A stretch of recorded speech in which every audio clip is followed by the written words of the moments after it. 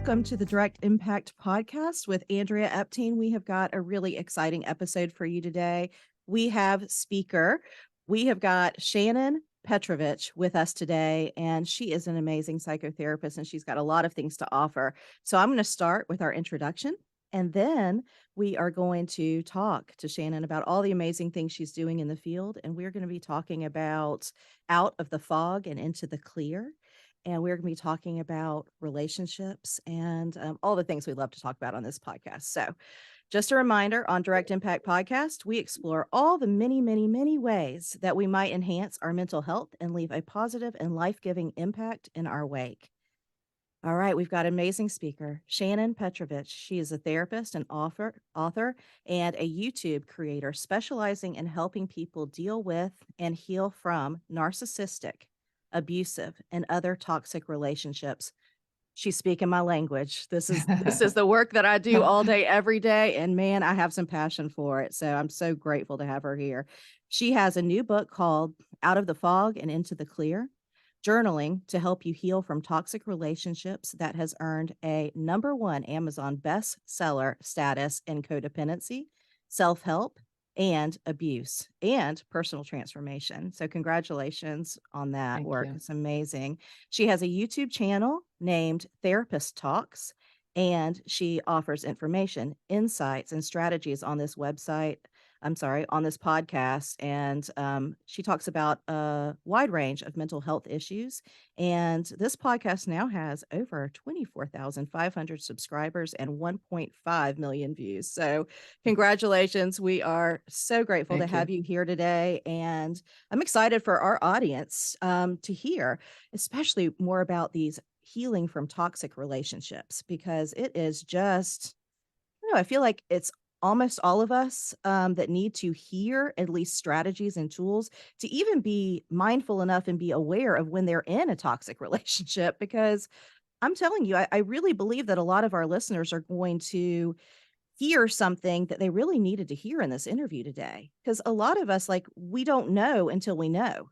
We're not even aware of some of the toxic types of relationships that we might have encountered in the past or might be currently in. So, the main topic for today is dealing with and healing from toxic relationships. Shannon, welcome. Thanks so much, Andrea. I really appreciate you having me on. Oh, yeah, I love having you here. Let me just start by asking, why are there so many people struggling in toxic relationships, in your opinion? That's a really good question, and it is a complex answer. I think that probably it's human nature to some degree to be self-centered, to have a difficult time communicating, and to struggle with relationships. And when I went into college, I didn't intend to go into therapy, but it became my interest because I was so baffled by it all. And back in the day, we didn't learn anything about this stuff. You kind of made it up as you went along. You figured it out. You bumped into things, and you tried to regroup and figure it out some more. So I was just fascinated by it. And going to grad school and then starting into the field, still felt like I was making it up to some degree and learning things from lots of different areas, but really kind of putting it all together in the way that I have now feels pretty fresh and new. And there are little idiosyncrasies and nuances that I think people just don't know that are really important. And so that's why I'm glad we're talking about this today. Me too. And I completely agree that, yes, this is human nature. This is part of who we are, and our design is to relate. And when we come out of abuse and trauma and dysfunction, like, what do we expect to happen, right? So yeah, human nature. Right. And I think one of the really biggest issues that we have is that when we come out of abuse and trauma, or even any sort of toxic upbringing, which can be, chaos or addiction or almost anything, that we have a toxic relationship within our own minds, Mm, within our own selves. And so we're talking to ourselves negatively throughout every day. And so when we meet people who are toxic towards us, it kind of resonates for us, and it's not a clanging gong, it's a resonance, and it's like familiar, and we think we can fix it, and we think we can placate it. And so we tend to not have good boundaries and not have good sort of creepometers that go off and make us back away from a person who's toxic. In fact, we might feel like that's home. And so Mm, it's not to blame the victim by any stretch, but that we have we have to look at our toxic relationship within our own selves first. And then we can start to really address the toxic relationships outside of us. So a lot of times you're right, we don't see it until we see it. that's right. Oh, I love that approach. Thank you so much for that. What can someone do, to start to begin after recognizing that they're in a toxic relationship? What can they do to start to get free of an abusive partner? And you really just answered that to some degree, which is like you start with yourself. You Right. start, And yeah, you start right there. But, I think that I would love to hear you elaborate on that a little bit. yeah, so the very first part of my book, I talk about really noticing the thoughts and emotions that go through your mind because we're so oblivious to that. A therapist early on in my life, in my 20s, asked me to write down every time I said something mean and nasty to myself inside my head. First, I thought that was the dumbest thing because I had no awareness of it. Then I realized it was constant and it was horrible. Mm, So recognizing that and writing it all out, that's the first section of my book is the journal prompts to write out all the awful things that you say to yourself and then explore where they came from because we don't we're not born with those kinds of thoughts and feelings about ourselves. In fact, we kind of think we're pretty cool when we're babies. We think it's all about us and we think it all ought to yeah. revolve around us and All it's right. all good. But somehow we started to feel like we were unworthy or a burden or unlovable or whatever else we believe and think about ourselves. So once you write out all those things and recognize where they came from, then what's important is to write out all the truths about yourself. And this is really hard for people, but I often start this way in therapy. And sometimes you have to consult your best friend or somebody who really knows you and cares about you. But learning those truths about your character and your values then gives you a clear picture of who you really are, who you were created to be. And then you can see the difference between the two. These are the lies, these are the truths. Then you have to learn to be your own best friend and encourage yourself when you struggle and support yourself when you're down and give yourself the uplift that you need. And then when you're doing that inside your own mind, then you can address the relationships in your life because you might find that a lot of toxic relationships exist around you. And then you can one by one address those relationships and start to set boundaries and start to show up fully. Oh, I love that. I love identifying the negative, we'll say, core beliefs, and then bringing into the light the liberating truth about self and how you show up in relationships. And I think you're right. I think that that is, transformational for an individual and how they show up for themselves and others. So Right. I love that practice. And I feel like it is actually an call to action, maybe even for our listeners, is could you just sit down this week and take a moment and write down some of those intrusive thoughts, some of those negative thoughts that keep showing up, the shoulds and the have tos, and all of the nasty language, and maybe tweak that into a liberating truth that better reflects your values. So I thank you for that. I think that's a great call to action for our listeners. Yeah. Um, Getting to a place of engagement with others and healthier relationships. Once you've done that interpersonal work and you've got that internal landscape that, you know, seeds can be planted for healthy relationships. Can you tell us about, how can we have healthier relationships with others? And also, yeah, we'll start there. Okay. So it's very simple, but not easy. Mhm. I think that one of the things that a lot of people don't realize is how much we engage in the three P's, I call them the Mhm. peacekeeping, people pleasing, and placating. Mm. And so when we show up in a relationship and we're all about those three P's, we are not sharing our thoughts, feelings, wants, and needs. And so we're setting in motion a situation where we don't exist.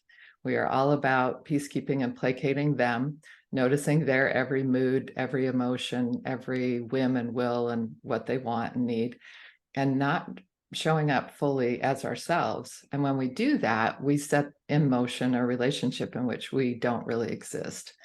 Mm. So when we recognize who we are and what we're about, and then we start to show up and start to not undermine ourselves by using those three P's.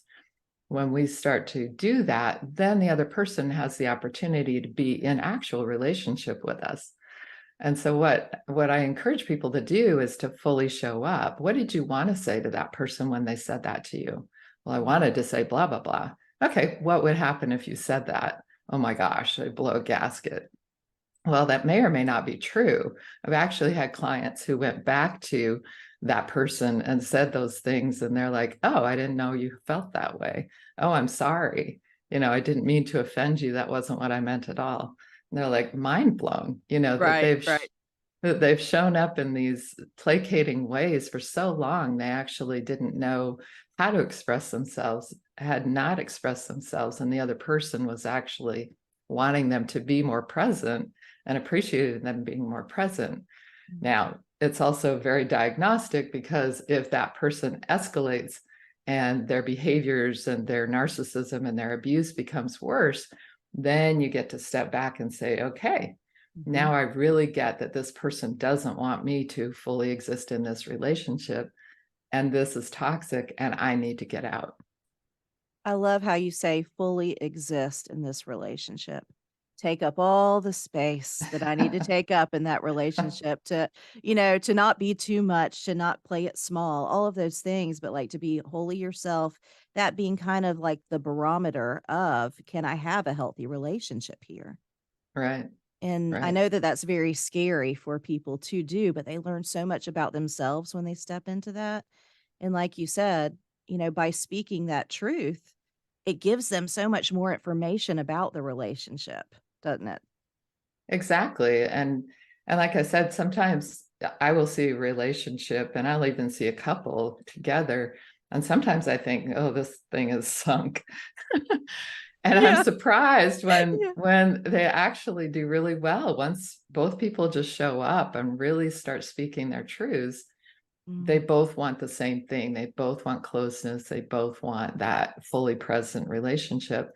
Other times I think, oh, this is resolvable. And that the sort of person who's been placating the whole time really shows up and really Mhm. speaks their truth, and the other person flips out and becomes really awful. And really, it's so clear Mhm. that that Mhm. is just not going to work. So I encourage people to also learn to emotionally step back, because when we're just in it and we're just buried by it, we can't see clearly. That's right. And we have to emotionally step back and kind of watch the circus go by and notice, oh gosh, they're doing that thing again. Oh, now they're going to do that thing because that didn't work. And oh, now they're bouncing onto that thing. So if you can see those activities, those behaviors as all manipulation, but all different flavors. Like now Mhm. they've gone to tears, now they're going to anger, now they're back to tears, now they're on to guilt trip, now they're on to gaslighting, now Mhm. they're back to love bombing, now they're on to guilt trip again. Now they're devaluing me, now they're devaluing my family. It's like all of it's the same stuff. It's just a smorgasbord of manipulative strategies for that person. So when you can step back and look at it as all manipulation, then you can kind of feel like, oh man, this isn't about me. Right. This is what they do and The what they do whole to the whole everybody. not my monkey, not my circus. Right, exactly. Yeah, oh, I can identify, like, now I'm watching the manipulation go by, I'm watching it, and I can say, "Not my monkey, not my circus." Right. I love it. I love that. And so, speaking of that, like, you just listed a lot of narcissistic traits with regards to the and, avoidant attachment style and things like that with the love bombing and the blaming and the deflection and all of that. I know this wasn't on our list of questions, but I really want to ask for our audience. Narcissism has become such an overused, ridiculously overused term. And so has the word gaslighting. I'd like for our audience to hear from a professional what narcissism looks like. And we know that gaslighting is often a tool that a narcissist might use to manipulate. Um, but could you talk to our audience a little bit more about what that might look like in a relationship? Right. And it's been very much become such a buzzword and even weaponized and even thrown about by narcissistic people to the Mm-hmm. other person to gaslight them into not having boundaries.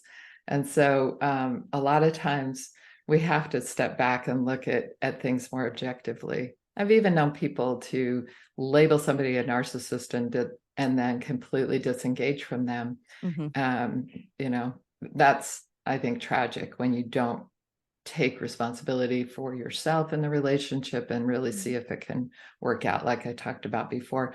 But narcissism is a personality disorder. So it's a deeply seated, deeply rooted, all-encompassing personality disorder at its, and it has a range from mild to moderate to severe. The most severe being basically serial killers and psychotically aggressive and delusional people.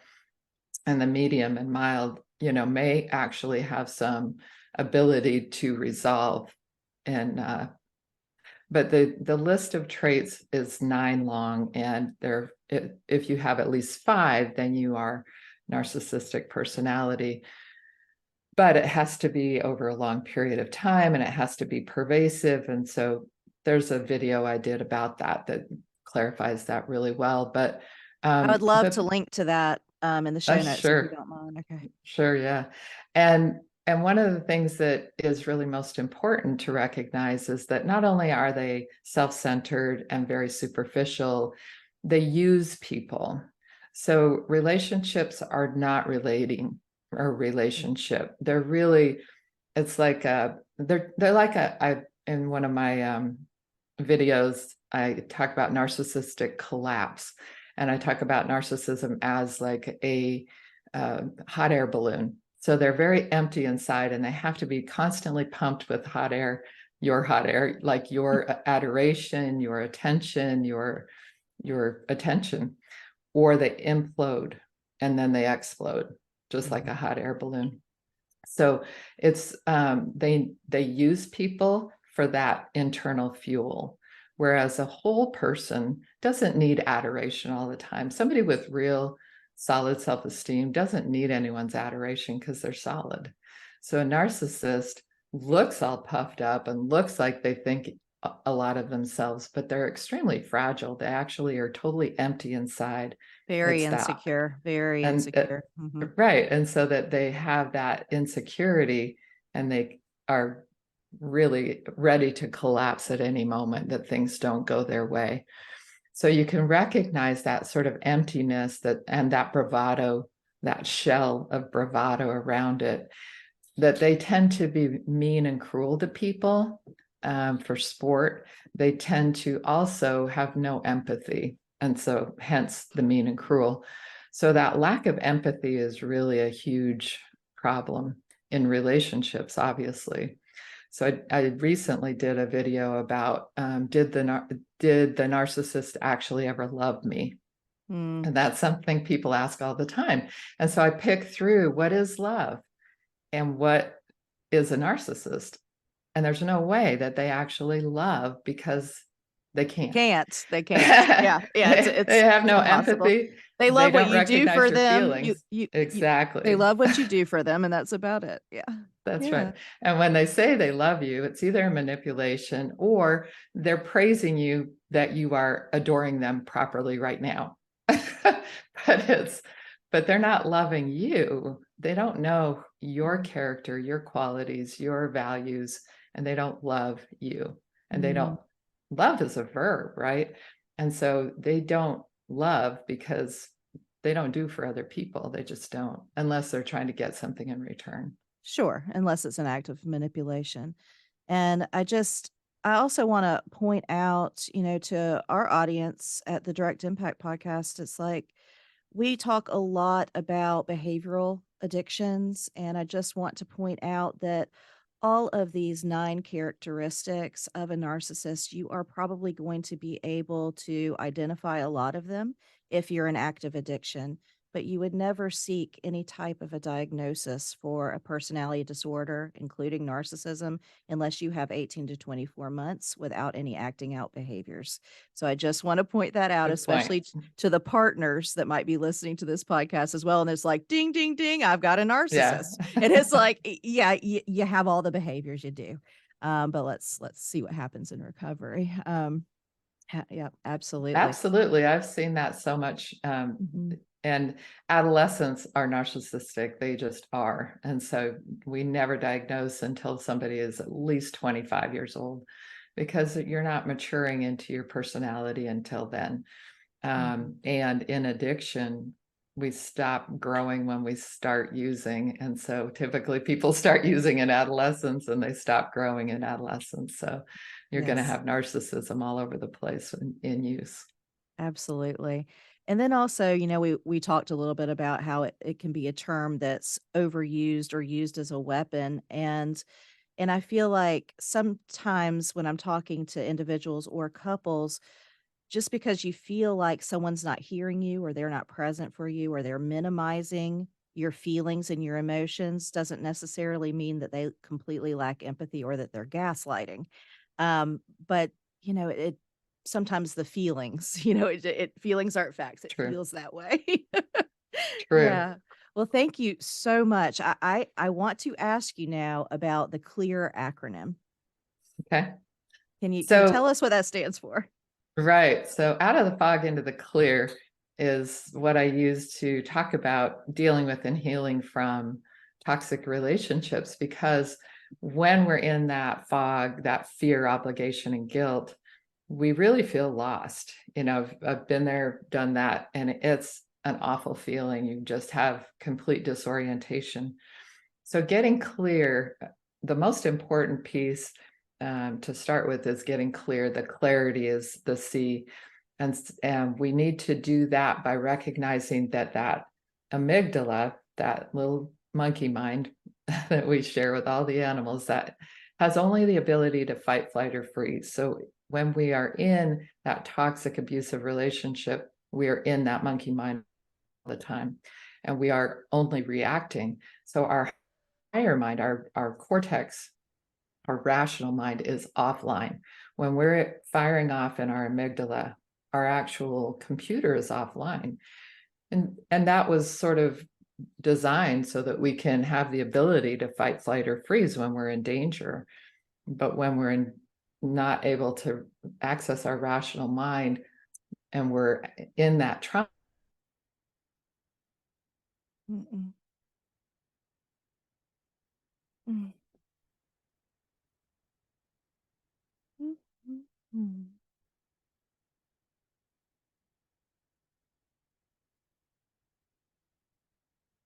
The facts are, so my feelings are, you said feelings, not facts. And I love that. I say it all the time. So your feelings are, I'm in love with this person. I have to keep trying. If I stop doing these things and start doing more of those things, I'll fix it. I'll get back to that love place. The facts are, this person did this, they did that, they did this, they did that. You can see it's a really abusive relationship. And so you have to get up into your facts and stay there and drag your little monkey mind along out of the relationship. And it's going to kick and scream, I want to go back, just like an addict. That's right. So codependency is addiction to that negative relationship.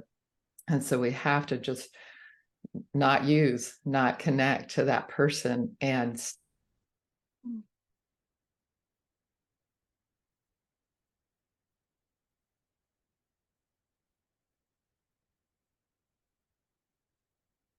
mm, that's what you have to use. So you have to use the facts and navigate into that safe harbor, if you will, and not listen to that irrational part of you that is still really attached to that person. So you can love and leave. And that's the critical piece of the getting clear. Oh, I love that. And just one more time for our audience, can you walk through the CLEAR and what they stand for? Okay.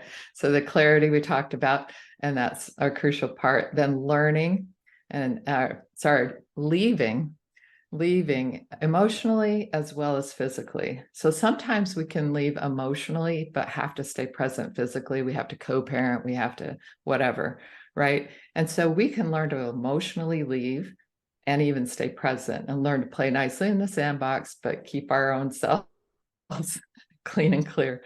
Then education, awareness, and rebuilding. So that last part of my book is all about rebuilding your sense of self, your community. Some people lose all their people when they leave a relationship, and rebuilding even your dreams and goals and your awareness of your emotions.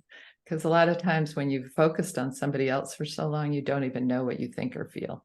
Mm, isn't that true? That is some Yeah. truth. I really appreciate it. I love the acronym. And Out of the Fog and Into the Clear. It's on Amazon. It's, been a number one bestseller.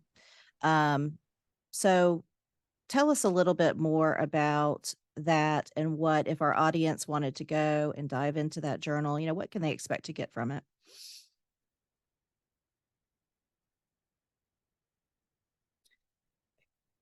Mm, mm, mm, mm. Designed to give you things to think through, and you can work through it. If you have a therapist, you can also work it through as a self-help book. And so it's designed to help people that don't have access to therapy, which is millions of people around the world. So I wanted it to be something that people could actually use to actually walk through the process. And if you work through the process, then you will see some results and hopefully get clear and out of the fog. And also really spending that time rebuilding is so critical so that you don't fall back into another toxic relationship. Because if we don't sort out all the stuff that, again, is kind of in our own internal toxic relationship, we will keep resonating with toxic people in our world. So we have to rebuild. We have to develop a really good creepometer so That's that we right. see That's them right. coming. Yeah. See And even we, start seeing even the pink flags, not just the red flags. Like, let's see yeah, it coming. Yeah. exactly. Exactly. And that Yeah. we can really live true to ourselves. Mm. Well, Clear and Out of the Fog. I just love the title because I believe, especially in the work that I've done with people on a healing journey, that's exactly what it feels like. Mm. All of a sudden it starts to clear and I'm out of the fog and I have independent thoughts. I feel my feelings, sometimes really big at first, and I Mhm. notice my body. I mean, it's an amazing title and I absolutely love it. So, Shannon, where can our listeners find you and learn more about your work? My website is nofoggydays.com or therapisttalks.com. And you can find the link to my book, the link to my podcasts, and the link to my YouTube channel and all the other stuff that I'm not super active on, but I do LinkedIn and Twitter and all that stuff. I hear you. I hear you. So, but they can search, Shannon Petrovich and Yeah. find you on your podcast and your journal and on Amazon and things like that. And we have the www.nofoggydays.com, and we've got a few other links that we're going to put in our show notes if you want to connect with Shannon. We'd invite you to do so.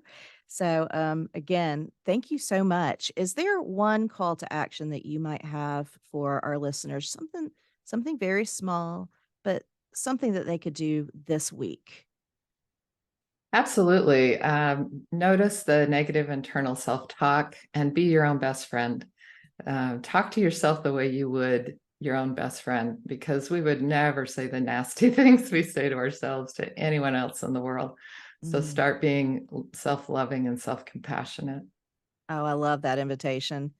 Thank you so much, again, for coming on the show and for offering our listeners just so much great, wonderful information. We'll remember that CLEAR acronym. They've already been introduced to our CARE acronym. I think they work Mhm. together so beautifully. You Yeah. know, we talked about we set boundaries because we care, and Mhm. setting careful boundaries, clear, assertive, relevant, and explicit. And Nice. they marry together so well. So it's like great minds Beautiful. think alike, don't they, Shannon? They do. Thanks so much for having me on, Andrea. All right. Well, thanks for being with us again. And we'll make sure to link everything up in the show notes. Awesome. All right.